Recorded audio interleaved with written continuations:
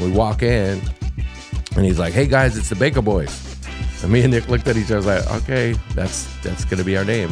It was just that simple. And that's how sometimes shit happens. Yeah, right? that's how it happens. It just happens. It just felt right, and we're from Bakersfield, and my mom would always call us the boys, and so it just worked. A big risk there, you know that, right? I probably did. Yeah, but, I mean, if you look back and you consider how radio is, it's very cutthroat. I mean, it's very program director could have fucking snapped. I mean, the general manager could have snapped. Everybody could have been like, "Whoa, what the you kill," because that's their way of doing business back then, right? Very. Oh, they do it the same way now. Ain't no back then. It's the same shit now. Believe me. You go on vacation, you might be replaced. No bullshit. Yeah. At any point, did you guys ever want to give up on radio? I know Nick does. Yeah, he still does. He still does. I mean, it's. I'm not gonna lie. It's a tough time right now, just because they're just cutting. You know, it's like these companies want you to work for them, but they don't want to pay you. It's Mauricio Mejia live on YouTube. All right, we are back. Mauricio Mejia live inside of Studio B here in downtown San Jose, the heart of Silicon Valley. And today I get the honors and pleasure of bringing somebody on that growing up as a kid, believe it or not, down in Los Angeles, I got to really listen to some dope vibes and some great energy on the airwaves down in LA, Power 106. I know I can say it now. I don't give a shit. It's my show. Yeah, it's your show. Anyway, I want to welcome Eric V from the famous Baka Boyz in the house today, man. Thank you, brother. Too bad my brother's not here with us, but at some point we'll get him here to have us both on. Hey, we got to speak to him yesterday too, right before we went golfing, and after I lost 3 balls. Which is not bad for you. Like losing 3 balls is not bad on that course, for real. We had a good time, man. One, I want to say thank you, man. Honestly, from the bottom of my heart. Like I told you yesterday, I'm fanning right now, bro. Hey, I grew up, growing up in Los Angeles, as you know, definitely a tough environment. A lot of crazy things happening during the early 90s. Mm-hmm. So to have that energy and that positiveness that was coming out during that era, it was something that probably not only impacted me, but many thousands, maybe hundreds of thousands of young adults, Latinos, everybody in the LA community. So it's just amazing, man. So thank you for making the time to be here today. It's crazy that you say that. Like I hear that a lot. I hear that a lot. Like, some people would be like, "Oh, I was going down a dark path. Oof. I was in trouble. I was this and that." But when we would hear your show, it would put me in a different mind frame. Yeah. And that's frequencies. And my brother always talks about that. So when you can adjust or alter somebody's mindset from where they were going maybe to do something bad that day to being positive and productive, it's a big thing. Yeah. You know what I mean? So that power of being able to change the molecules in somebody's body to make them feel positive, make them feel upbeat, make them look forward to going to school or whatever they were doing that day. Yeah. That's huge. And I didn't know that till later in life, how we actually affected people on a daily basis. Yeah. No, I mean, and it's, you got to remember that for some of us growing up in the streets, we were around that negativity, right? Mm-hmm. The street stuff that was happening, right? And to see and hear Latinos on the radio. Yeah. And we're going to dive into that part of going into that. But before we go into, because we already fast forward because we just jumped in hot. Yeah. I'm still trying to wake up. I know. Let's start, because part of what we want to do is we want the audience to know, the background. The history. The history of where it all started and how it started and what inspired you, because somebody out there's watching right now. Yeah. And whether they're going to get something out of it or they're going to relate to it, something's going to come out of this. Yeah. So that's kind of where I want to head off, man. So born and raised, and then we start the journny from there. And then we'll dive into all the radio politics. Oh, God. All right. Anyway, born and raised in Bakersfield, California. Right. We were born out there, not much to do and all that. But we had our family. My family, it was my older brother, Frank, my sister, Z, then I was the third one, and then Nick was the baby. So me and Nick became really close because we grew up closer in age together, and so did my sister and my brother. So we were in Bakersfield, and my older brother would party a lot. He would be out, house parties, this and that. So what happened is, in order to keep my brother off the streets, our parents would allow him to have house parties at our house. So they would hire a DJ. Yeah. They would bring the kegs of beer, this and that. And we had like a 2-story, pretty good size house in Bakersfield. I don't know, it was like 2,800 square feet, almost 3,000 square feet, two stories or whatever. Yeah. So on certain nights of the weekend, they would allow him to have house parties at his house, at the house. They were charging for the back. These were like backyard parties. These right? were like backyard parties, but it was inside the house. But our parents were there too, though. They were part of the whole party. Like they would, would be around his friends and hang out. And they're like, well, if he's gonna get in trouble, we want to make sure he stays home. Right. So they would let him party at the house, and the DJ would come. Like I said, and me and Nick were younger, so we would have to be upstairs, not being downstairs. Nick would sneak downstairs all the time. So he'd sneak downstairs. He wanted to talk to the chicks. He was talking to chicks twice his size. Oh, then man. he was sneaking beers. You know what I mean? Like he was like 9 years old or something when he was doing this stuff. Good for him. Good for him. I think I should be interviewing him now, bro. Yeah, I'm the playing of the two of us here. And so that was the beginning of that whole like kind of nightlife vibe style or whatever. What year was that? Ooh, that had to be Late 80s? 84, 82 maybe. Damn. I'm thinking. Yeah. Okay, so You're talking about 84. That's when MTV started, bro. yeah, it was probably around that time. So I mean, at the time, We're not that far in age. So yeah. And then our brother, he grew up listening to all the funk stuff. So he was listening to Rick James, Tina Marie, Michael Jackson, Cameo, Lakeside, Slave, all those. So that's the music we picked up on. Yeah. Because of what he was playing and what the DJ was playing that they would hire. And so my sister, she was listening to all the new wave stuff. Got it. So she was listening to the Cure. Go-Go's, The Cure, B-52s, all that stuff. Yeah. So we grew up kind of like in that time era where we were listening to the funk stuff, but the new wave stuff and that type of thing. That kind of really molded us musically from the beginning. So we were very well rounded as far as the music goes, and then from there. They started a teenage nightclub called Vidal's in Bakersfield, California. Every Friday and Saturday night, it was a teenage nightclub. So we're talking 1,000 kids every Friday and Saturday night. All right, so they hired $10, $5, $10. Yeah, I think it was $5 a head or something like that. But we were doing pretty good, and it was a family-run business. So I was there, Nick was there. I love it. My older brother was there. My parents and my mom was at the door. Yeah. My dad was walking around, checking, making sure everything was okay. And it was at this iconic place in Bakersfield called the Bakersfield Inn. There used to be a sign in the middle of Bakersfield off Union Avenue that said Bakersfield Inn. Okay. It was like a little bridge or something like over this street. But there was like a hotel there, and he was converting it. So my dad was trying to make 18 and under on the bottom half and then 21 and over on the top. Yeah. So he started working on the bar on the top. He was working and all that. And so he was thinking ahead. Oh yeah, he was definitely thinking ahead.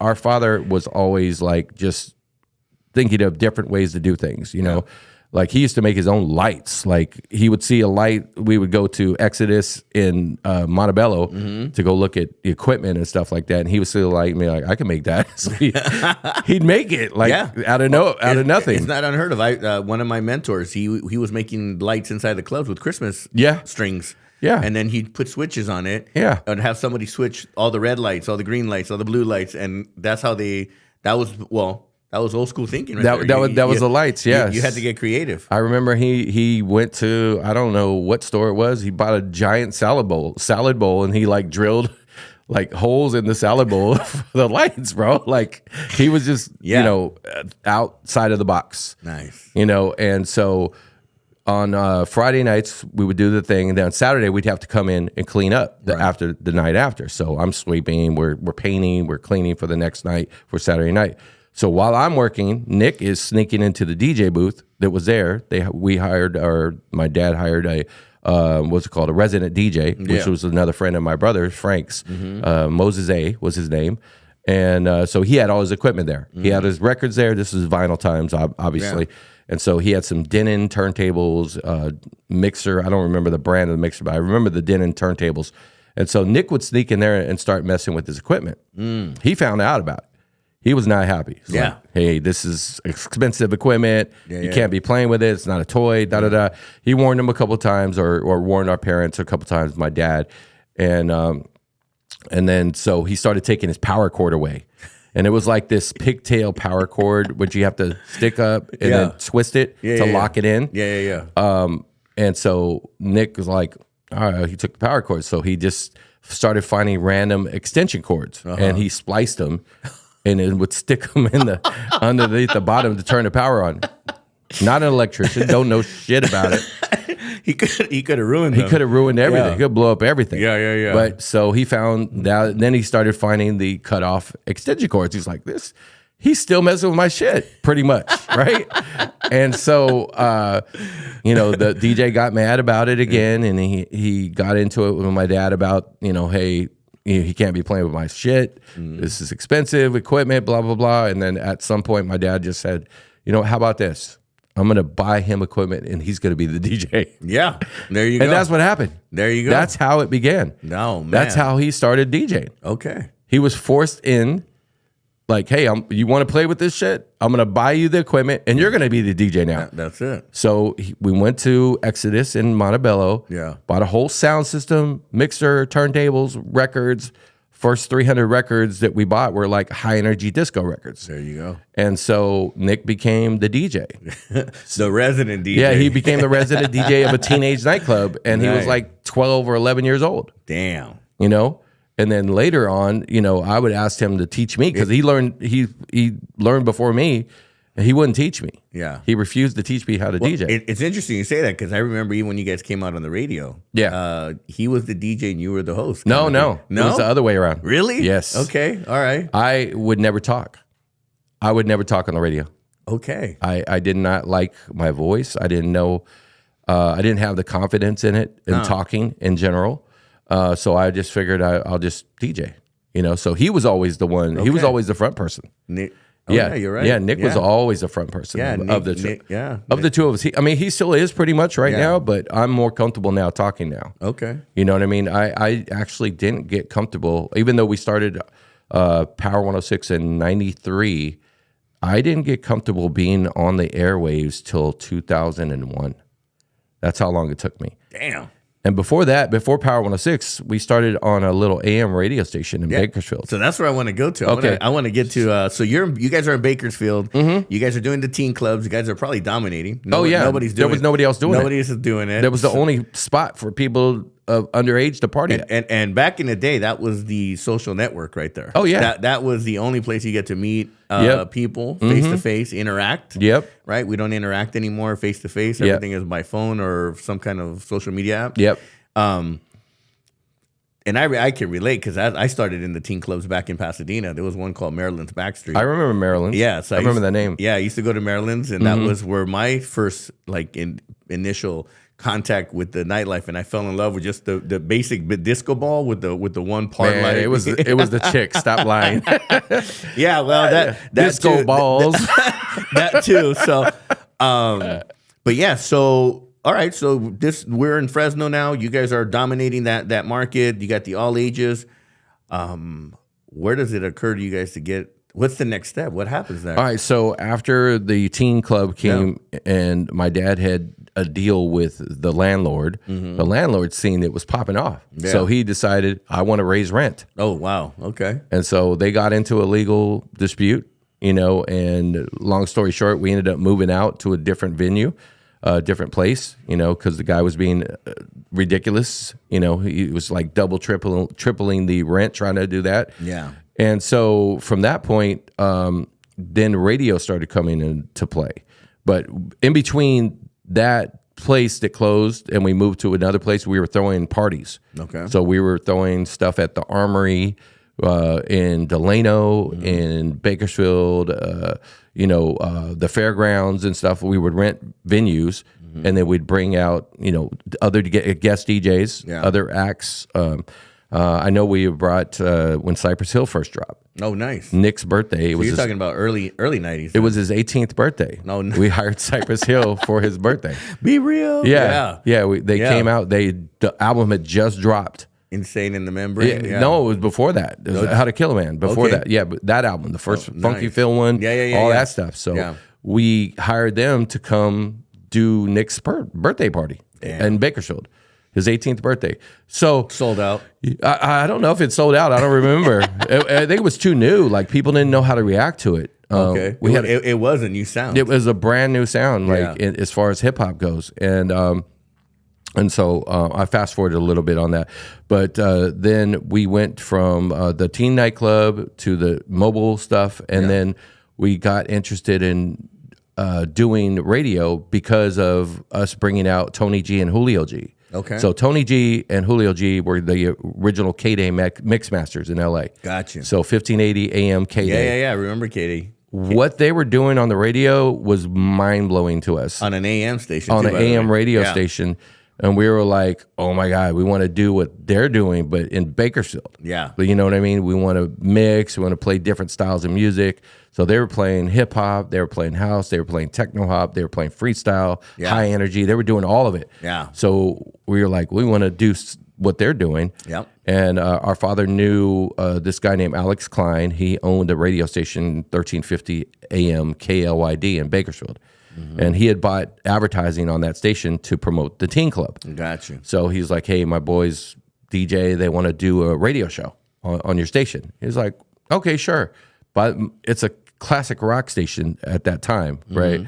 So he's like, all right, it's going to be $75 a week, something like that, to buy the airtime, pretty much. Yeah. So on Friday and Saturday nights, we would bring our turntables, our records, connect everything. Yeah, so we'd have to power down the radio station at a certain time because they could only have a certain amount of power for that station because of the license or whatever. Okay. And so we would DJ on Friday and Saturday nights doing what they were doing in LA on K-Day. So we're playing Stevie B, we're playing Trenier, we're playing Debbie Deb, we're playing Two Live Crew. Yeah. This is when it just came out. And there's no FM station. No, and there's nothing going on. So right now you're the station. Nobody on the FM. They're playing Phil Collins and Madonna and Paula Abdul. Top 40. Yeah. Ultra safe top 40 shit. Right. And so there's a place called Chester Avenue. It's right in the middle of Bakersfield downtown. Okay. That's where everybody would cruise at, right? Yeah. And I know Bakersfield, man. Yeah. I've gone down there, man. So, all the cruising cars were listening to the AM radio station. That's crazy. And so it's not even in stereo. It's all mono. It's mono, but the music we were playing was so cracking. They were like, they were listening to AM stations, and we actually forced the FM station to change their music. Yeah. Because we were popping and they weren't. Yeah. So they eventually, I guess they hired somebody from Power 106 to be their consultant. Okay. To consult them on the music. And so they switched the music up. They started playing stuff we were playing. Will to Power and stuff like that they never touched. Yeah. So we affected them, and we were there for one summer. I think it was the summer of 88 or 87. I can't remember. And then he flipped the format to country, like just overnight. So that kind of put the end of that. We weren't. And when you guys got on the radio, was that the birth of the Baka Boyz? I think it was. I don't know. No, we didn't get the Baka Boyz till later. Okay. The name the Baka Boyz didn't come up. I think we called ourselves EMV Productions or something like that. Okay. Eric and Nick V Productions or whatever. That came later when we started working with Kid Frost. Okay. So yeah, we'll go there in a second. So the radio stuff that ended there on 13K, but we kept continuing to do parties. We kept continuing to be friends and hire Tony G and Julio G to come from LA to Bakersfield. And then we started also getting in production, music production. Gotcha. So I worked in construction with my dad for one summer. Tried to save enough money just to buy a drum machine. It was a SB 1200. Okay. It was a equipment. It was like a big gray thing with the sliders and all that stuff. I'm familiar. A lot of people use it. All that. Yeah, I've seen all the stuff. So all the old school equipment. Yeah. And so we started working on production and started showing Tony our beats and this and that. And at the time he was working with Kid Frost. Yeah. So he's like, come up. Come check it out. He would let us stay at his place, stay at his house, and hang out with him.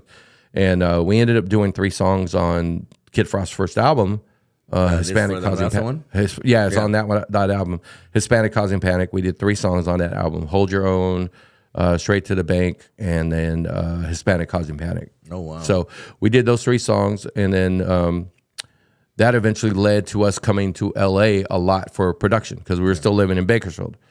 And the radio stuff had kind of gone away for us, so we started like focusing on production.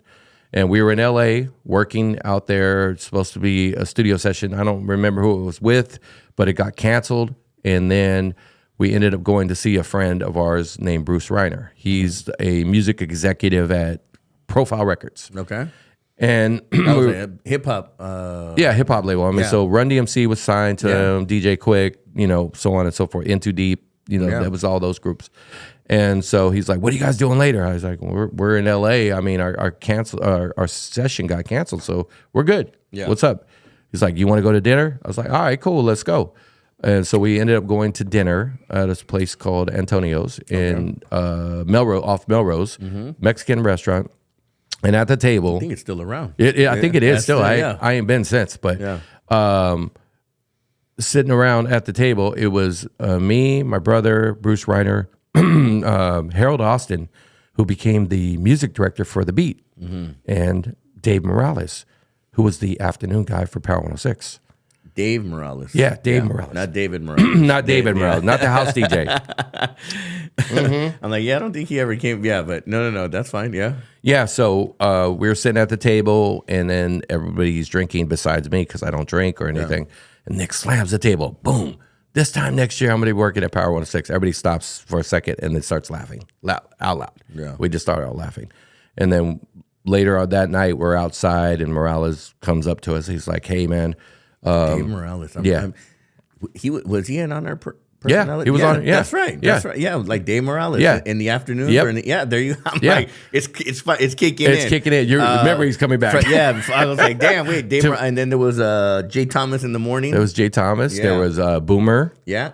Joe the Boomer. Joe the Boomer was the evenings because it was. I remember his kind of and on the weekends. Yeah. Boomer Cervantes. Yeah, Boomer Cervantes. Yes. Damn, bro. Yes. Lozano on the loose. Frank Lozano on the loose. Yeah. Yeah. So we're outside. I can't wait to start talking about the future. What happens? Because yeah. So outside, we're standing outside, getting putting a meter in our car or whatever. I'm putting money in our meter or whatever.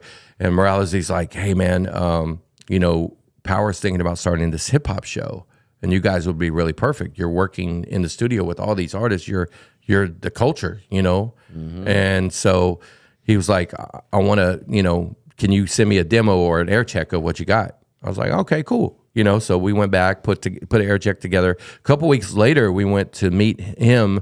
We were going to the Gavin, which was in the Bay Area. Okay. And so we met him over there. He was drinking. Bro, they don't even do the Gavin anymore. Gavin's gone. Oof. And so we met him, and I gave him, gave him a tape of our air check. Yeah. And so a couple weeks later passed. By the way, people that don't know what a tape is, a cassette tape. Cassette tape, yeah. You had to record everything to a cassette tape. So we did our air check, gave it to him. A couple weeks later, he calls me, and he said, "Rick wants to meet with you." I was like, "Cool, we'll be out tomorrow." That's on a Wednesday. We go to LA to meet Rick Cummings, who was the program director of Power 106 at the time.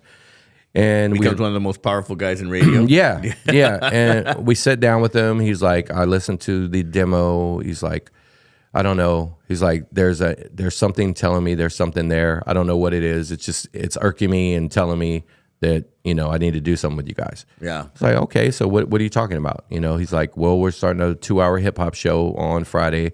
We're trying to really take the station to a different direction right now. Yeah. And we kind of need somebody to spearhead that." I was like, "Okay, cool. When do you want us to start?" He's like, "Friday." It's Wednesday. Damn. 2 days. Yeah. He wants a weekend show. Yeah. So he wants to start in 2 days. Yeah. So we're like, "Oh, okay. Where's your mix room?"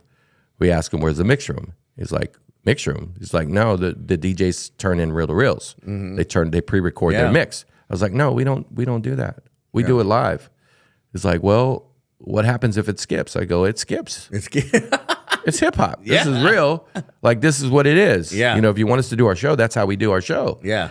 So, you know, Fucking dope, man. yeah. Because everybody back in the day was pre-recorded. everybody was pre-recorded. And then they were splicing. They were also doing all their edits. Yep. So it was all edited mixes. Everything was edited. Yeah. Yes. And so he took us into the air room, the studio, and then their next room to it was a newsroom. Yeah. So this is where they would do the news in the morning show. Yep. Right. So they'd have, you know, Yeah. the whole weather thing and all that stuff, what's going on in the news, da da da. Yeah. It was literally a room with a what's it called? A console, Yeah. one microphone, and that's it. Yeah. And it's a bunch of reels behind it. Yeah. We're like, oh, we can make this the mix room. Yeah. You know, So you guys turned a newsroom newsroom eventually into into the mix room. the mix room. Yeah. Studio B. Yeah. So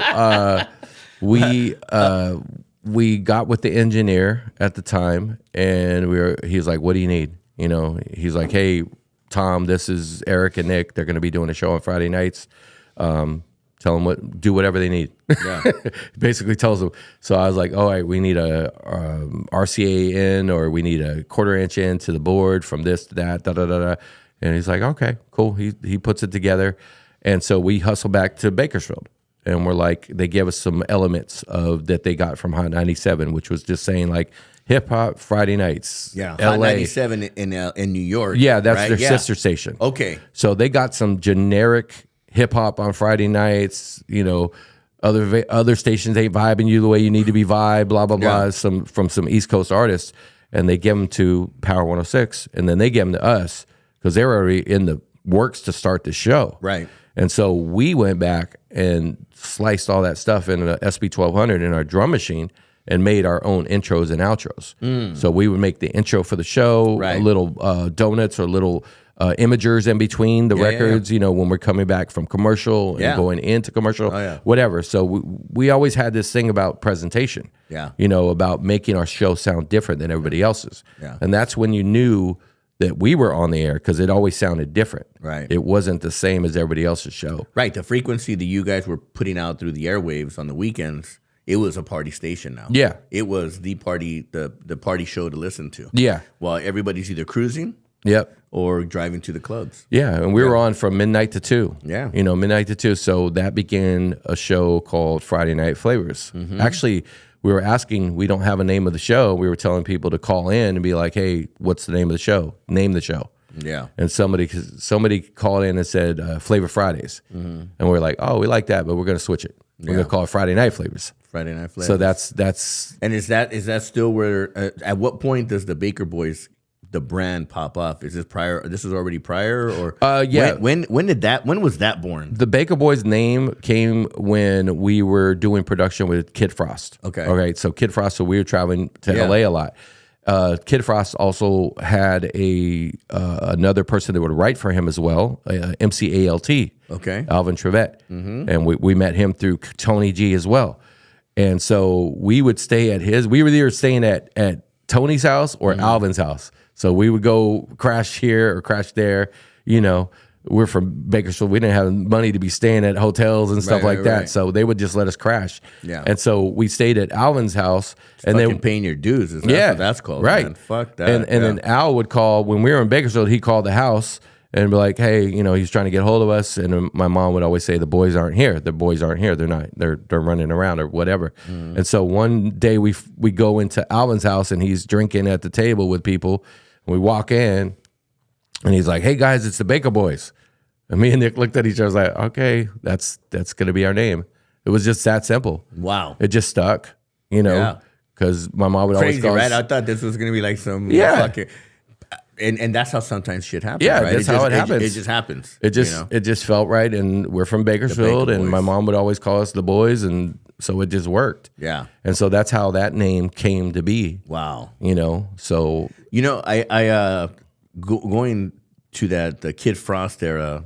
If that Kid Frost era was probably 93, 94? it had to be 92, 92. because it was before we got on the air. So there was already a movement happening in the hip hop scene. Mm-hmm. You know, there was the LL Cool J era, right? The East Oh, yeah. Coast hip hop Yeah. era, right? That was really infiltrating the West Coast. Well, that was the beginning, Yeah. you know, all that, the East Coast rappers, you know, Right. that was the beginning of everything, you know, Def Jam Records and Yeah. all that. So you had Run DMC, you had LL Cool J, you had Houdini, you know, all those groups were The Beastie Boys. the Beastie Boys, yes. So then I see, and that's when Power 106 was just a general station, Yeah. right? Jay Thomas in the morning. It was. Right. It sounded very, you know, they would play all the party songs with the Paula Abduls. Yeah. The fucking, you know, they were all over. It was just top 40. Yeah. You know, all the hits. I mean, they were even playing new wave music on there. Yeah. You know, New Order. I mean, to think that they used to play New Order on Yeah. Power 106, crazy. And then as the world started to change and develop, and then I remember when the station became LA's hottest station and Yeah. then LA's party station. Right. They went through many different names. Yeah, they went through the different slogans. Yeah. And I just remember then when the hip hop scene started to get really like aggressive, and then the West Coast started to start representing. Yeah. And then the NWA era came out. Yeah. Right? That gangster The gangster rap. gangster rap. Yeah. And then that's, to me, is when that whole, it just triggered something because the West Coast had a lot of, I mean, listen, we're growing up in the streets. The streets, LA had some dominant gang members and all kinds of crazy stuff. Oh, yeah. And then that, to see that the African American community had that rap scene dialed in, I think it also woke, and obviously because of the ways that LA is set up, the neighborhoods and all that, I think there was a lot of crossover. Oh, And yeah. and I think that's what triggered, and then that era of the Latino rap. And these motherfuckers were gangsters too. Oh, yeah, for sure. Latino gangsters, you know, Yeah. from some big gangs in LA. Absolutely. They started doing music, and that just was, to me, that was an interesting era, man, because the streets really represented. Yeah. And the streets were really, the sound of the street was now Was coming to the radio. Was coming through the radio. Yeah. A lot of the edge, I give it, I mean, at least growing up, this is what I witnessed, was that a lot of that ceiling was broken when Two Live Crew started really causing all that controversy with their dance music. With their music, yeah. With their their style, and just started breaking, like, because executives weren't taking chances. Yeah. Yeah, they bury you guys. They buried the guys on radio. I mean, midnight to 2.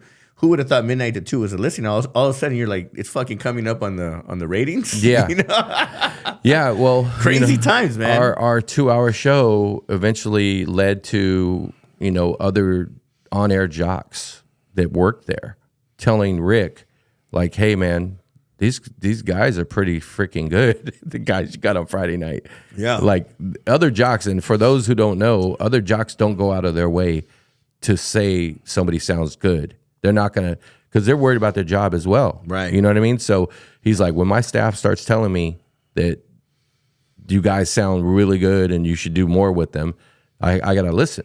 Yeah. And so he put us on, he's like, I'm going to put you guys on overnight. So this is midnight to 6 a.m. So we did that for like a month. So they got us a place to live temporarily in LA. Bro, that's brutal. Yeah, it sucks. It's the That's worst brutal. time to do anything because Fucking crickets, man. I mean, you don't know if anybody's listening. Number That's what one, I'm number saying. two, when you go to sleep after doing work, you wake up later that day, you think you missed a day. It throws off your whole equilibrium and everything. So anyway, we were doing overnights and introducing regular records. So we're introducing UB40 and this and that. We're talking with whatever they were Painful. whatever they're playing in regular rotation. Yeah. So you're doing overnights Monday through Friday. Yeah. And then you're doing the Friday night show. Yes. All live. Yeah, all live. And so after a month goes by, he's like, hey, you know, I'm thinking about, you know, putting you guys on more often. Like, I want to put you guys on the night show. He's like, on nights, it's cool, but you got to come up with a benchmark. And we're like, what's a benchmark? Like, we have no idea what that was. He's like, well, you got to have a feature that's going to drive people to listen to your show because there's a guy on K-Rock that's killing it right now. This guy named Poor Man. He was doing Love Lines. Yeah. Right? I remember that. Yeah. So Love Lines was huge. Yeah. It was #1 at nights, Yeah. just killing everybody, right? Yeah. He's like, you need to come up with something to beat that. I was like, oh, okay, we'll think about it, you know. And Adrian Miller, a good friend of ours, actually, who put us in the studio with a guy named Volume 10, which we ended up doing Pistol Grip Pump with him, that production. He was telling us about this DJ in St. Louis, where he's from, that would do this thing called the roll call, right?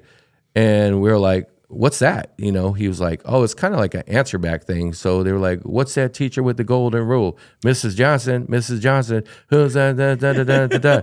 Such as like, you know, he would call out to the listeners, they would answer back, call out to the listeners to answer back. I was like, all right, that's pretty cool, but we're gonna freak it. We're gonna make it a little better. We're gonna remix that. We're gonna make it better. Yeah. And so for me with hip hop, I always remember all the old school raps, starting with one for the trouble, two for the time. Every record, every old school East Coast rap, one for the trouble, two for the time. Yeah. It's the, you know what I mean? We were like, all right, let's use that, and then we'll do It's the Roll Call. Who's on that line? Dun, dun, dun, dun. Yeah, just simple. Yeah. So we did that, and then we actually had we created a demo. So we did the rap, me and my brother, and then we had Nick wrote the rap for this guy named Charlie Weddle. Okay. And he was on the air as well. I think he would do middays at the time. We'd like go in the other room, we'll get on a phone, and we'll record it, and we'll put it together. So we're gonna make a demo for Rick. Okay. So he did it. And we played it for Rick, and he's like, he's looking at it, and he's listening to it. He's like, this might work. He's like, this might work. And so we did the roll call at nights, and we beat everybody. We just took off.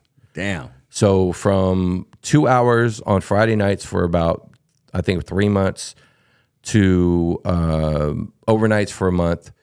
From that, we went to nights for about 8 months. Then about 6 or 7 months into the night show, he sat us down. He's like, I'm going to put you guys on the morning show. And we're like, what? Jay Thomas was on the morning show at the time. He was kind of on his way out. Yeah. Like well, he was focusing on his TV shows. Right. Back in the day. I mean, I remember he was on TV. Yeah. I forget what show it was that he was on. But I don't remember, but they were having kind of trouble with him. Like he was on his way out. He was like not showing up to work, like all kinds of stuff like that. Partying all night. So they were trying a bunch of different people. Like even Morales did fill in for morning show. Lozano was in the morning show for a while as well, and he was like, "I'm gonna put you guys in the morning show. Like I'm gonna move you to the mornings." And Doyle Rose, who was the general manager, when he got wind of this, he was like, "What the fuck are you doing? Yeah, like how am I supposed to sell this shit? Yeah." Like, I don't even know how to sell. They didn't know how to sell hip hop at the time. Yeah. They had no idea. They didn't know how to sell hip hop and two Latino. They didn't know what they were dealing with. Jocks. They had no clue what they were dealing with. You know, so it was like scary to them. They're like, what? Are you sure about this? Like, they kind of got into it a little bit. And they're like, I don't understand what you're doing, but hey, okay, we're going to go with it then. Yeah. You know, and at the time, Lozano was actually doing the morning show. And I found out that they were going to put us on when he went on vacation. I was like, bro, that's not, that's not cool for me. Yeah. So I actually went to Lozano. I seen him getting into the elevator. I was like, hey, man, I stopped him. And I said, hey, I feel like I need to tell you, that they're going to put us on when you're on vacation. Oh, shit. And I told him because that's just how I am. I don't want to feel like I snaked somebody or stabbed them in the back. Not that I owed Lozano anything or we owed Lozano anything, because we didn't. Right. He didn't bring us in. It was Morales that brought us in. But I still felt like I needed to tell him regardless. So I told him, and pretty much you took a big risk there. You know that, right? I probably did. Yeah. But, I mean, if you look back and you consider how radio is, it's very cutthroat. I mean, it's very program director could have fucking snapped. I mean, the general manager could have snapped. Everybody could have been like, whoa, what the you kill, because that's their way of doing business back then, right? Very. Oh, they do it the same way now. Ain't no back then. It's the same shit now. Believe me. You go on vacation, you might be replaced. No bullshit. Yeah. Or you think that renewal of your agreement's coming up, and you're on your last day. That's your last day. They haven't signed your agreement for a reason. So exactly. Damn, man. And it is cutthroat. It is. It's brutal. Very. Very brutal. Yeah. They don't care. And, even with, everything we did for the station that helped build and mold it to hip hop juggernaut, which it became in the late 90s. Yeah. We ended up walking away still, So let's talk about some of the heydays, because when you guys jumped into mornings now, what happens from that point in your guys' career? I mean, we're talking about 93? No, I think 92? it was like probably more like 94, 95 maybe. 94, 95? Yeah, probably around there. 90, So, it had to be 94 because I was still in LA. I had just moved. yeah. So it was 94. I had moved to the Bay Area. Yeah. So, yeah. Yeah, so we were there doing the morning show. I think we were in the morning show like 3 or 4 years or something like that. Yeah. You know. So interesting when you said what you said, because now it makes sense. So you leave. I mean, you guys take over the morning show. Yeah. Frank Lozano leaves the LA market and comes to Wild 107. Yes, he was in the Bay. time, and he ends up moving to the Bay. Yep. And then at that time too, St. John used to be on the radio at Power. Yes. And then St. John ended up coming up to the Bay. I want to say St. John was from out here originally. But I could be wrong. He probably was. You know, I know he shared that he had worked in the Bay Area. You know, Before. Yeah. There's definitely some history on how he got his name too. Mm-hmm. Believe it or not, and what I think, and if I'm misquoted, he'll correct me next time I see him. But there's a street called West St. John Street here in downtown San Jose. Gotcha. Where you're going to be San Pedro Square. Yeah. St. John Street. There used to be a restaurant called St. John's. It was a gay restaurant bar. Okay. And I remember that I had asked him where he got his name, and he told me St. John's. Okay. In here in San Jose. Gotcha. Which is crazy because to me, when you learn about St. John's history, you know where he's from and how he ended up in radio, and I mean that dude is a fucking production guru. Oh no, he's a master at what he does. He's going to be on the show too, man. Nice. We're working on getting him on. But his production and then the way that I met him was because during that era, that early 90s era, I was working with John Pena. We were doing the Sweet Sundays, all the big events. I remember the Big Ass Bus. Yep. So that's why I was in LA 93, 94 is when I left. So I remember you guys had the Big Ass Bus. Yeah. And you guys were doing events like in Pomona over at that one restaurant up on the hill. I mean, there was all kinds of dope shit. Baby Doze. I think it was. Baby Doze was one of them, Yeah. but then there was one in Pomona that's up on the hills too. Okay. Anyway, I remember that St. John, he was into house music, he still is, and he was doing Florentine Gardens and El Monte. Yep. And Richard Vision and Tony B were doing Florentine Gardens in Hollywood. Doing the Dome. Yep. So we were all in that whole promotion market, you know, that whole street promoter scene and all that craziness. Yeah. And I just remember when I ended up moving to the Bay in 94, March of 94, man, I've been up here now 31 years. It's crazy. Damn. I remember when Lozano moved up, there was a quick connection because the LA. Yeah, you had the connection already. We already had that relation, which was interestingly enough, he didn't rub me the right way when he got up here. You could tell he was bitter about something. Yeah. And now it makes sense. Yeah. Now it makes a lot of sense what he was bitter about. 'Cause, he just wasn't that friendly like I thought he would be. Mm-hmm. And then when St. John moved up, Son John and we became friends immediately. Like I mean, to the point where I helped him find his first place and got him all set up. Okay. And he was going up against Rick Chase. Right. So to figure out how do you go up against Rick Chase, you know, in the midday. So kind of gave him like that street kind of cred. You know, we knew that San Jose was like the hot market for the station because everyone tried to get to South Bay. Yeah. So every nightclub that I was doing, St. John would be involved in so that we can get that name out. Right. You know, through the streets. Get out on the streets, yeah. Yeah. So it's interesting. At that time too, because I don't, in my mind, I was, even though I had moved to the Bay Area, I felt my heart was in LA. So I try to go as much as I can to LA because I needed to feel connected.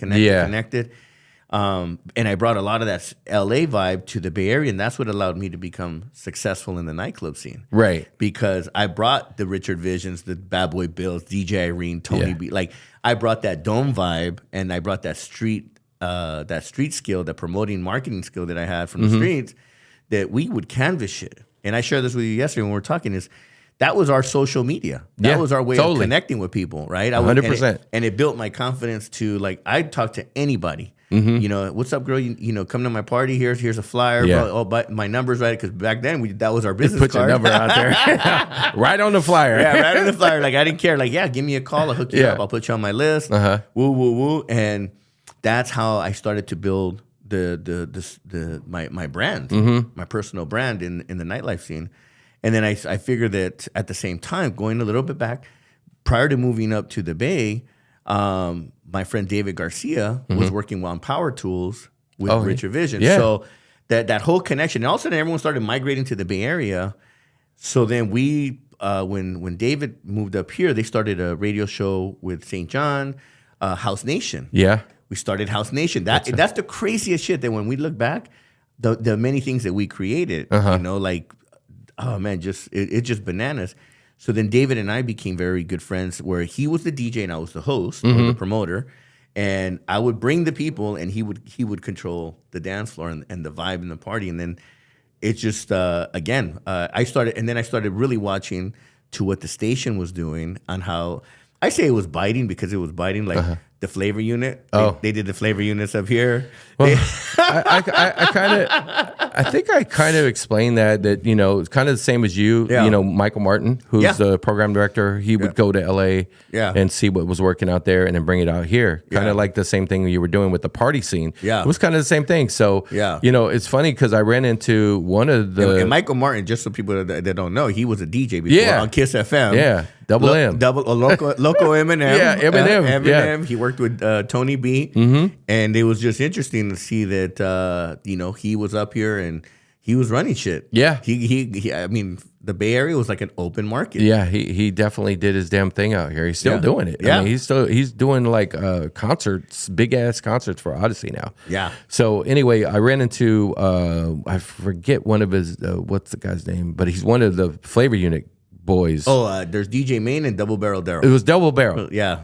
So I seen him at a party one time, and he was like, "Hey man, I just want to talk to you about this Flavor Unit thing or Flavor Boyz thing." Oh. He's like, "It was brought to me. I didn't want to do it. This and that." I was like, "I'm cool. I ain't tripping.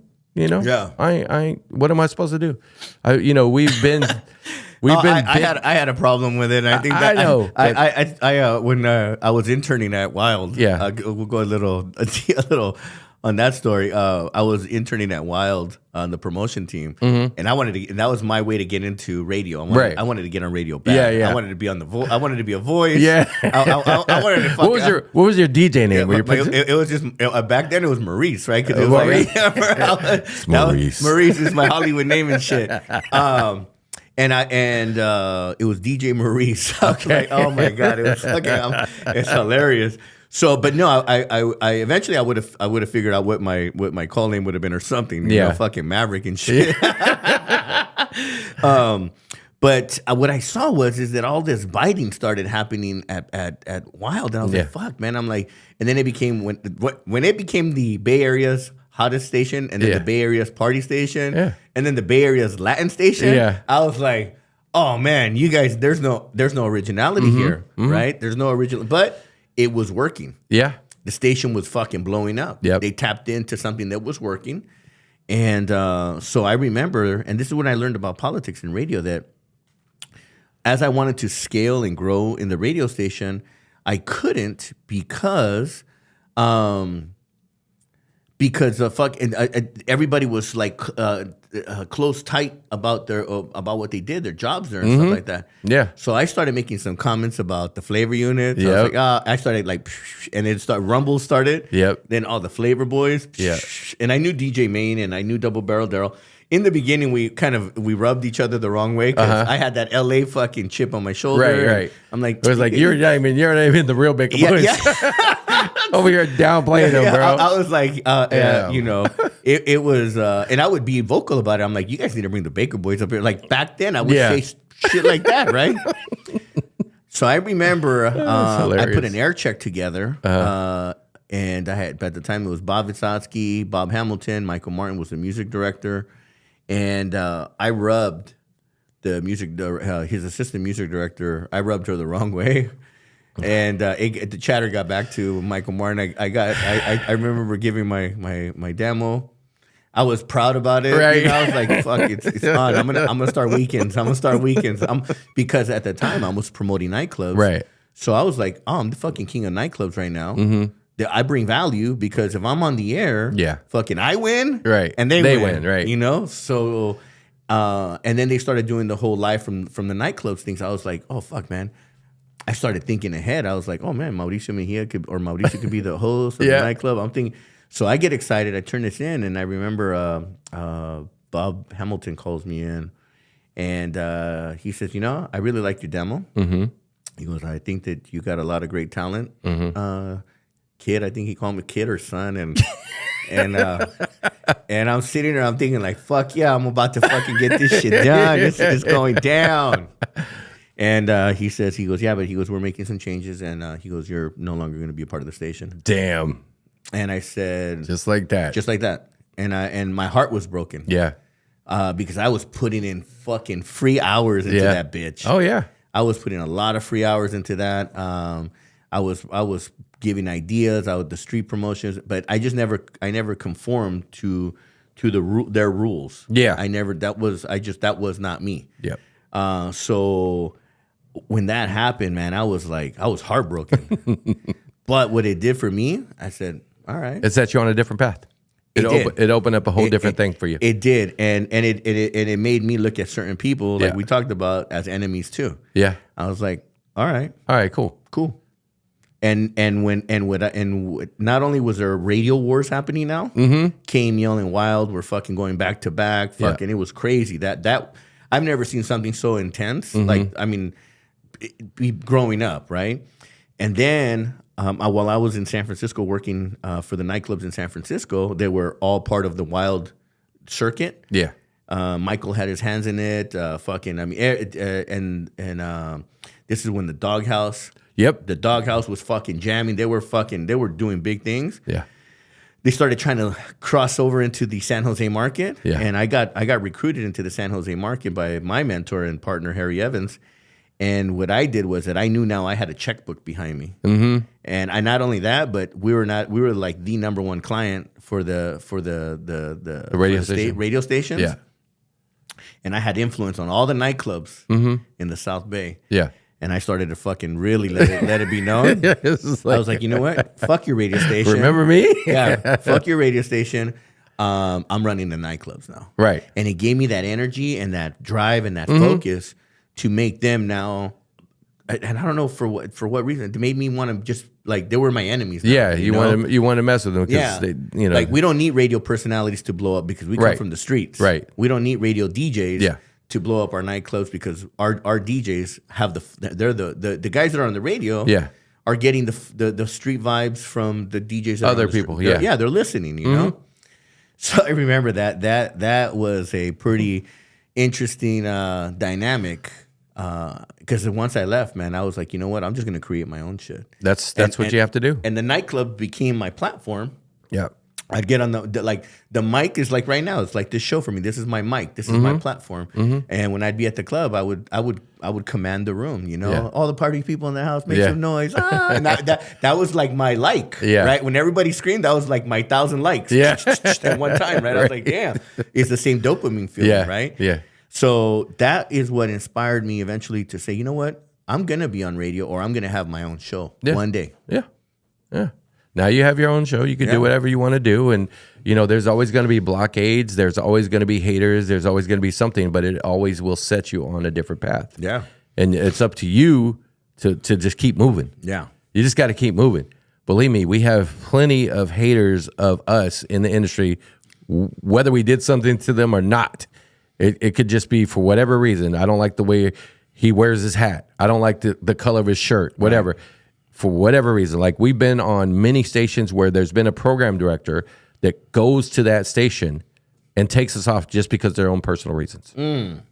Regardless of performance or not. Yeah. You know what I mean? Yeah, those are emotional decisions, not so it's decisions. Like, okay, you know what I mean? You're going to take us off even though we're doing good, even though we had, X amount of books of uptrends, but you're still going to take us off. It doesn't make any sense. It's a personal reason at that point. Yeah. And it's like people will make excuses to not have you on.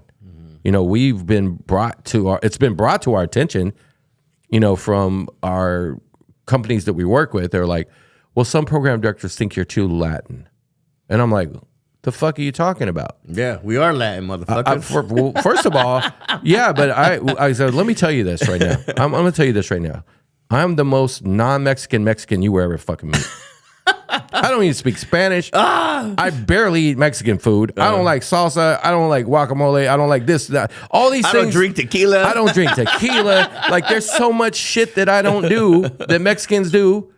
So I'm like, okay, yeah, I'm Mexican of heritage, but my sound or our sound on the radio don't sound Latin. We're not speaking Spanglish. Yeah. We're not saying Latin slang words. Yeah. We're not doing any of that shit. Yeah. So to me, it's just a poor excuse for somebody just to not put you on. Yeah.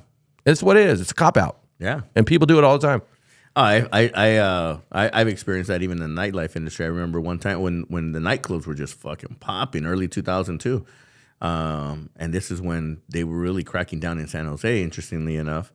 And somebody in the mayor's office during that time, 2004 to 2006, they said, we don't want that kind of music and those kind of people downtown. Right. So when I heard that in front of there's hundreds of people in the room, I'm the guy in the suit and tie, and I'm like, I stand up, I raise my hand, I said, excuse me, sir, I want to know who those people in that music are, so that I don't play that music and bring those people to my club. And Right. I just wanted it to be on record. Yeah. Because he said it. We're in a public hearing here. Right. You're on camera. I want to know. Yeah. And State the specifics. Yeah, state the specifics. And one of the mayor's office assistants at the time came by and pulled him to the side and shut him down. They put him aside. I said, no, hold on. Before he leaves, he's like, no, Mauricio, we'll address that offline.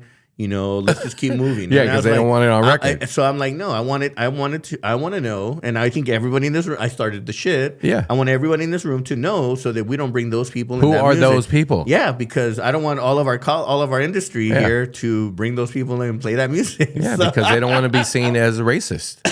That's why they pulled them away. Yeah, yeah. Those people are, most likely, Latin of descent or African of descent, Yeah. and there you go. Yeah. So like I said, it's definitely a crazy world, crazy time back then. Mm-hmm. And like I shared with you, and we won't go into it here, but it's history repeating itself. It's just a different version of it. yeah, And it's almost like they do this cleansing or this purge, Mm-hmm. and they scapegoat on the people that really they should be looking at themselves yeah, and saying, "Fuck, our people are fucking up too," because when they make the excuses of, oh, they're taking our jobs and all that. No, motherfuckers, the jobs that you ain't doing. doing the jobs you're not going to do. Yeah, You don't want to be out there. yeah. You don't want to be out there doing that shit. Crazy, bro. Hey. Anyways, we're going to tangent here. Yeah. So radio, morning show. You guys are fucking blowing it up. You guys are doing all your thing. Mm-hmm. You guys last how many years on Power? In the morning We show? were on Power. Well, the morning show probably till I think 97-ish, maybe. Yeah, 96. So 97. we were on Power from 93 to 99 in general. Got it. And then we went across the street to the competitor at the Beat. Yeah. And then Were they literally across the street? It Yeah. was like cross town. Yeah, you know yeah. what I mean? But we were on the dial across the street pretty much. Right. We were there for 6 months and then they fired everybody. So we got let go. And then 2001 came. We ended up at KMEL. Yeah. We were there for a year. Yeah. Let me slow us down here because the vacuum, the hole that was left when you guys left, the community was pissed. Oh, yeah. Yeah, the community was the outlet you can feel when you guys were not on the air. Yeah. And then I think you guys were, but not on the morning show anymore. You guys were sporadic. They put us in the afternoon. Yeah. They moved us to the afternoon. And it wasn't the guy that got you guys there that did that decision. No. No, they had already moved. He had moved into more of a corporate structure, but I'm sure there had to be some conversation there, because he's still involved with the station and the company in general. So, I mean, it is what it is. You know what I mean? We just kept moving though. Yeah. And we went to afternoons, which was a lot easier. Number one, less stressful. Number two, because, before when we did the morning show, we had no idea what we were doing. Yeah. Like we didn't know, how to prepare for a show. We were just winging it. Wow. We winged that shit. Yeah. Like we literally wake up, what are we going to talk about? Okay, cool. Like no preparation, no nothing. And you guys, and people don't understand when you're doing live, because I think it's different now, unless they're still doing live morning shows. But you got to get up at 4:30, 4 o'clock. Oh, yeah. And you got to be at the station at 5:30 to get ready from 6. It's a 6 to 10 shift, right? 6 to 10, yeah. Yeah. Mm-hmm. That's fucking your brain, your whole clock is different. It's all messed up. And sometimes we would DJ the night before, so we're getting home at 1, 2 in the morning, and have to wake up at 4 or 5. We actually had bunk beds in our office, so we would sometimes if we got tired, we'd just go straight to the station and just crash there, and then wake up and go to work. Damn, Yeah. damn, that's crazy, man. Yeah. Well, but again, those are the things that it takes to be successful in any lane that you're in. Yeah. You got to do whatever it takes, by all means necessary. I always say. So Yeah. So you guys are at KML now. Then I like that part because I'm here in the Bay Area, and I remember when I heard I was like, "Fuck, why KML?" I'm like, because I wasn't a KML listener. Yeah. I'm like, So here's the thing about KMEL is when we were talking to the station about going to, because it was run by the same company, right. So I guess from what I heard, they were trying to work out a deal with the doghouse, to renegotiate. Yeah, and it was kind of. I was hoping they would have been gone. It was kind of at a stalemate, right? They said if it don't work out with them, we're going to put you on Wild. Yeah, but I guess it worked out with them, so that's why we went to KML. But you guys were on Wild for a minute, though. No, we weren't on Wild. You were never. We were on never Wild? on Wild. Not Weekend. Nope, nothing. We've never been on Wild. Never been. Yeah, that's right. Okay. So yeah, it didn't work. The contract evidently worked out with the doghouse, so they ended up staying there, and then we went to KMEL. And then you went toe to toe with them. Yeah, so we were on to KMEL, but we did well on KMEL for the year, but we were in renegotiation and just kind of wasn't working out for us, so we just kind of walked away. But then the next year was very traumatic for us. We lost both of our parents in 2002, 3 months apart. Wow. My dad passed away first, and then my mom passed away 3 months later.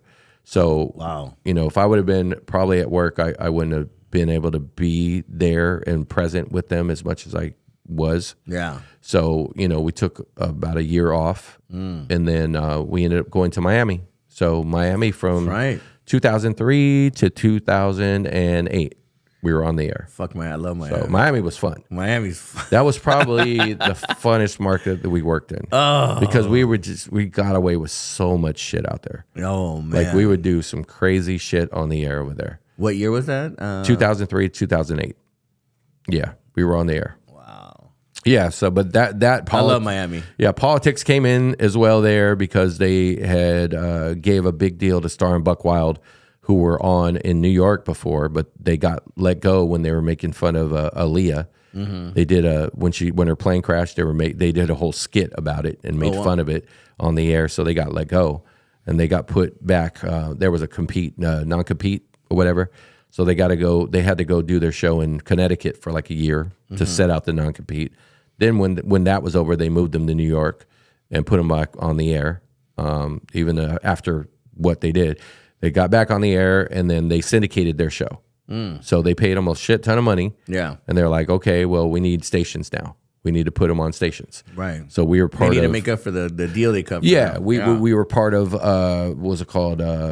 Clear Channel at the time. Yeah. Right? So a lot of the East Coast morning shows got let go. So we got let go, Philly, Washington, like all these different markets, all on the East Coast. So they could put them on. And that didn't even work out for them either. It didn't pan out. So crazy. Yeah, it's just like a reshuffle, man. A reshuffle of your cards. It's a lot of politics. But meanwhile, while all this was happening, we had started our syndicated mix shows in 2001 when it was on KMEL. Yeah. That's kind of where we started our syndicated journey. Got it. So 2001, we've been in it that long. Yeah. Our mix show was actually Fat Man Scoop's show. Rest in peace to Fat Man Scoop. Yeah. But we had got hit up, and he's like, hey, we have this show. It's got 27 stations. You guys want to rebrand it? If you want, create a demo for us and rename it, and it's yours. You could take it. So we walked into, a show that was already existing, but we were going to take it over and do what we do. And rebrand it, and we did. And that became the Baka Boyz Hip Hop Master Mix, which has been running since 2001 around the country. Yeah. So and some international as well. So cool. Very good, man. Well, I mean, it's it's interesting how just life just gives us these pathways that we go down, and we try to make the best of what we can. Yeah. And then to look back at any point, and well, I could be wrong, but at any point, did you guys ever want to give up on radio? I know Nick does. Yeah, he still does. He still does. I mean, it's. I'm not gonna lie, it's a tough time right now, just because they're just cutting. You know, it's like these companies want you to work for them, but they don't want to pay you. Right. I'm like, how does that work? Yeah. You know, try to go to. So how do they expect people to get paid or make money? Right. What's the deal that they can cut for people? Well, you can work from home and just produce shit for us? I mean, you can pretty much, pre-record shows, and send in what they call voice breaks. Right. You know what I mean? And that's happening all around the country right now anyway.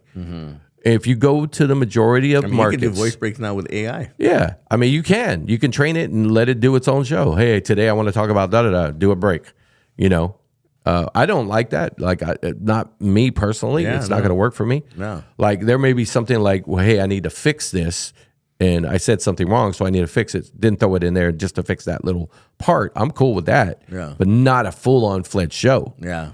But you know what I mean? It's just really tough and tougher now. It's getting tougher. The industry keeps shrinking and shrinking. But if you go to any major radio station in any major market, they're like ghost towns. There's nobody in the building. Yeah. You might have a couple of salespeople, maybe the GM. On air, they may have 2 live shifts every day, maybe. Yeah, it's crazy out. Billy Vidal, my Yeah. boy, he's over at the Bonneville cluster. Yeah. And I remember when they were in San Francisco, the amount of space. I mean, I remember all the consolidation started happening when the big companies started swallowing up stations, multiple stations in the same market, so they would put them all in the same building. Yep. It was the funniest shit to see that KML was in the same floor or the same building. That's wild. Right. When they used to be nemesis, and now they're in the same, owned by the same company, under the same umbrella. Yeah. And then to see that, like, for example, the Bonneville cluster, when you walk in there, man, it's like crickets and big. So they've downsized from these big floor plates that they used to have to now these small, like, even, I mean, to the point where some of the jocks they have their studios now built at home. Yeah. And they're broadcasting from home. Yeah, there'll be 6 stations on one floor, Yeah. pretty much, just one floor in a building, as opposed to multiple floors now, or multiple buildings. Yeah, because all they need is a studio just to talk. And they're all, there's a master controller that's controlling everything else. Yep. So they got rid of all the engineers. It's evolution, just like anything, right? Everything evolves. I mean, if we didn't have evolution, we'd still be on 8-track, and then from 8-track to cassette tapes, records to CDs to now digital. I mean, it's to jump drives. Before everybody used to carry crates of records to the club. Now they got it in their pocket. Thumb drive, laptop. Hope that shit doesn't break or anything, So, but they have that. That's just the way the world has gone. So we all have to adapt, and that's what I was asking earlier. It's like, have you ever, you guys thought about doing XM radio? Because I think what's happened with people is that they really don't want to listen to commercials anymore. Yeah, I mean that's a big part of it. Yeah, the advertising aspect of it can be annoying for people. Yeah, and I get it too. But not everybody wants to pay for subscriptions as well.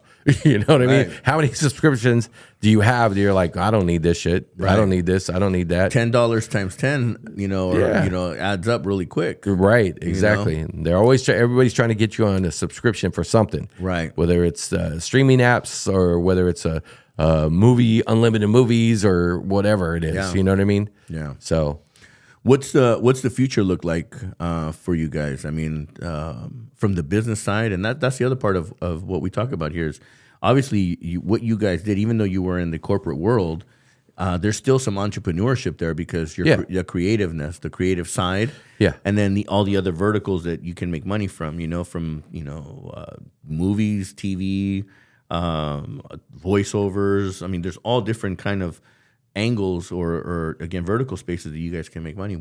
How does that look like now? I think for us, we definitely need to do kind of a book situation. Number one. Also, we need to do a what's it called, biography. You know what I mean? A bio, story of our whole career, because it's just been so crazy from the beginning. Yeah. From doing, I even left out the swap meets parts. Like we used to sell mixtapes at swap meets. Yeah. Like, we've always been hustler mentality from the beginning, from Bakersfield. That's OG street hustle right there. It's either it's in you or it's not. Yeah. You can't teach somebody to hustle if they're not used to hustling. We were just talking about that too. You know what I mean? It's just the today's world is, and again, because they have different tools. Yeah. Right. Absolutely. So everything is now, you Google it, now you chat GPT it now, but at the end of the day, that's just knowledge, right? And I always tell people, we're drowning we're starving or drowning in knowledge and starving for wisdom. Right. Right. And then what comes the wisdom is that it's from the work. You got to experience it. Yeah. Don't have all the answers out, because you're getting all the answers, but what did you really get from that? What'd you learn from that? Yeah. Where's the experience? Agree. And I think that's what helps mold us. If we ask, is this going to be hot, and it says yes, well, we'll never know was it really hot. So until you touch it and burn your hands, or or until you do something and fail at it, Yeah. And I think that's kind of, even with like my show, man. I mean, it's 3 years now. This is now we're at 51,000. We broke 51,000 subscribers, Amazing. which is, that's great. And to me, I'm like, oh man, I want to be more, but Yeah. it's slow and steady. And if you understand that, even if I got like we talked about, if you get 1 million views, you're gonna barely start getting paid. 1 million views, Yeah. I'm like, damn, Yep. that's a lot of views. That's a lot of views. So, so definitely for me, it's not the motivation to do what I'm doing. It's not because of the money. It's because of the platform that it gives me to do other things, to talk about my sponsors or the, potential advertisers or, things like that, where you can make other opportunities from it, but what do you guys see, as the future, as it keeps evolving? I mean, for us, I think we just kind of have to tap into the legacy that we have. Yeah. Really. Like throwing events, throwing old school block parties, throwing things like that, with, Baka Boyz Presents and stuff like that, going into that realm, really. Yeah. Because it's like, that'd be a great idea. Baka Boyz, the LA block party. Yeah. Yeah. You guys are legacy in LA, man. It's like, people, when they see us or they talk to us, they have these smiles on their faces, and it's a good time and it's a good memory for them growing up, whether they were going to high school or whatever it was at that time. Yeah. It's always a positive memory, and you could see it in their faces. They're excited. People are still asking for autographs and pictures, and I mean, for it to be 30 plus years later, that's crazy to me. It's like thinking about it. You know what I mean? Like I've even talked to another friend of mine that will do stuff on our Twitch channel, and he'll tell us about like this other DJ that was like really like, excited that they were on the same bill as me, and like they kept the flyer, what I mean? Like shit like that. It's pretty crazy to me. Yeah. So it's pretty amazing though. It's awesome. Being in the world that you're in the universe, and experiencing all the things that you have over all the years that you've been in radio and doing the career that you've been in. What are some of the things that you would say to that next generation that's coming up, that's watching, that's and thinking, right now I'm going through a lot of shit in life, and and I'm very passionate. I love music. I love DJing. I want to hear myself one day on the radio or something. I mean, what advice would you give? I mean, figure out a lane and do it yourself. Don't even rely on anybody, because nobody will go out of their way to do anything for you. You know what I mean? That's the reality of it. Like you got to do it yourself. You got to learn it. Like you got to figure it out. When the whole streaming thing came in, I had to figure that out myself. I didn't have nobody to really help me. All the streaming stuff for the Baka Boyz that we do, all that was all me. Nick didn't do anything. Nick just showed up like, hey, we're streaming now. I had to look and find out what camera to get, how to work OBS, how to do this, how to get this what's it called, animation on the screen. I'm still continually learning at my age. Yeah. You know what I mean? And you just got to keep learning and applying what you're learning to your platform and what you're doing.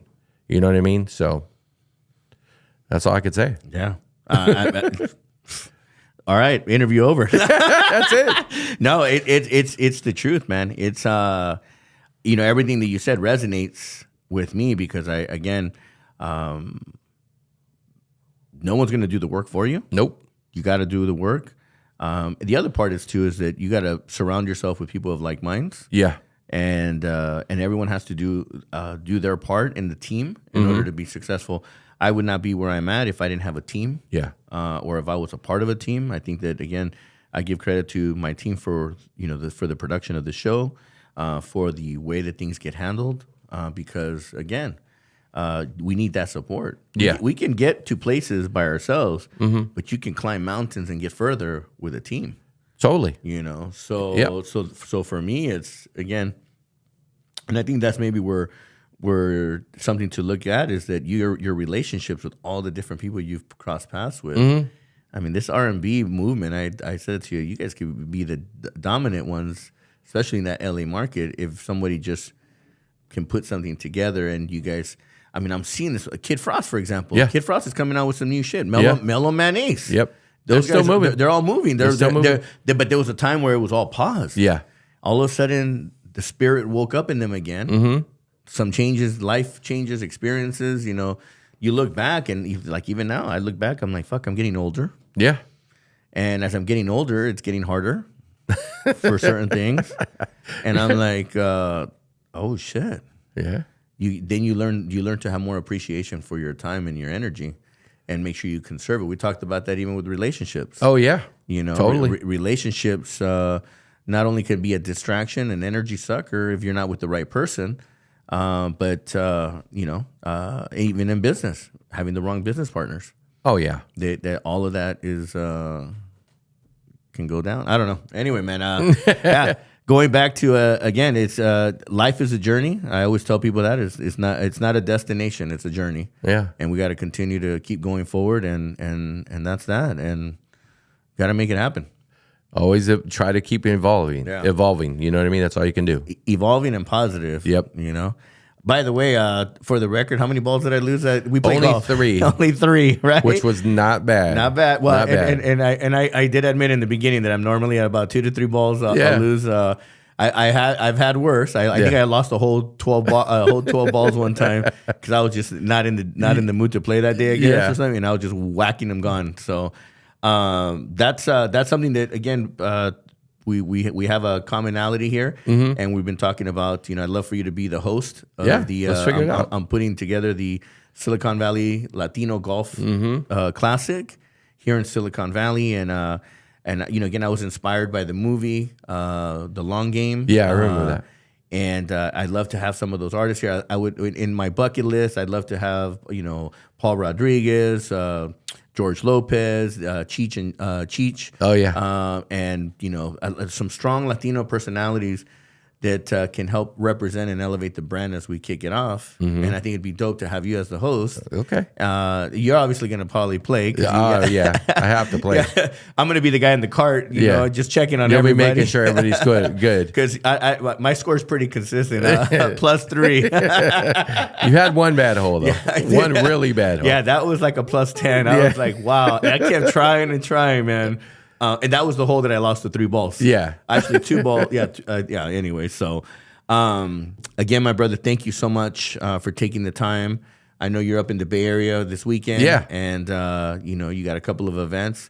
And I'm just glad that we made the time to make this thing for sure, happen. man. We've been talking about it for a while. Appreciate you having me on. Thank you for everything. You know, appreciate that. And the little quick walk down history lane. You know what I mean? Crazy, man. Memory lane. Yeah. It's interesting. We can go for a couple more hours, man, if we really wanted to. But again, thank you. Thank you to your brothers too. I love your brother. I love his energy and the fact that you guys to this day still have the tight relationship that you do. That's, it's very inspiring. It's always gonna be like that. You know what I mean? We've always been like that. So super tight and continue to work together. Good, man. Well. Whatever I can do here on the show to support all of your stuff, and I know that vice versa. I know that you've reciprocated. I love to hear my shout outs. I'm like, oh yeah, these are my boys, right? No doubt. I want to hear that air check though. I need to hear the DJ Maurice air check, bro. I you know the funny shit. I probably have it, and it was in a DAT. Yeah. Oh, a DAT. So it's digital audio tape. Yeah. So it was in a DAT because we started getting a little bit more sophisticated, right? You need to bring that out. Yeah. Bro. So I actually, believe it or not, I have the box of a bunch of mix on DATs. And then I have my air checks, and then I might even have that fucker. Bro. I'm gonna now you got to bring that air check out. I'm gonna bring it out and play it, bro. Yeah, you got to bring that out, bro. I need to hear DJ Maurice. See what he's talking about. It's DJ Maurice on Wild. Like I was trying to be a weekend jock. I'm like, yeah, DJ Maurice on Wild. Oh man, you Wild evolved. You evolved way more beyond that. So good for you. Anyway, man. Well, thank you again. If people want to get a hold of you, at the Baka Boyz, TheBakaboyz. That's on everything. Watch us on Twitch. We're on Twitch Monday and Thursdays, 8 a.m. Pacific. So you can see us recording our radio show behind the scenes. So you'll see all the mess ups. Oh, nice. Okay. I fix it later. Yeah. But you see all the flub ups. So we forget words. We do this. We fumble, whatever. You're going to see the real like behind the scenes thing. Dope. So you could see that. And then I usually mix on Thursdays around 10 a.m. So I'll do like an hour mix or something like that. Yeah. And then some spots, you know, if you're in the LA area, I DJ in Long Beach, DJ in Westlake area, sometimes West LA, just different spots. You know, just follow us on all our social media as well. And my own personal is at DJ Eric V, but it's DJ3RICV. Yeah. So why you got to get all funky like that, bro? I'm just saying. Damn, bro. You know, that's it. All right, man. Well, big shout out. Thank you again. Baker Boys in the house. No doubt, man. One half of the Baker Boys, but actually Nick is in spirit here with us. Oh, so, yeah. Thank you, and we're bringing it to you live. No Mauricio doubt. Mejia live, baby. Let's go. What? Like, comment, subscribe. Mauricio Mejia live on YouTube.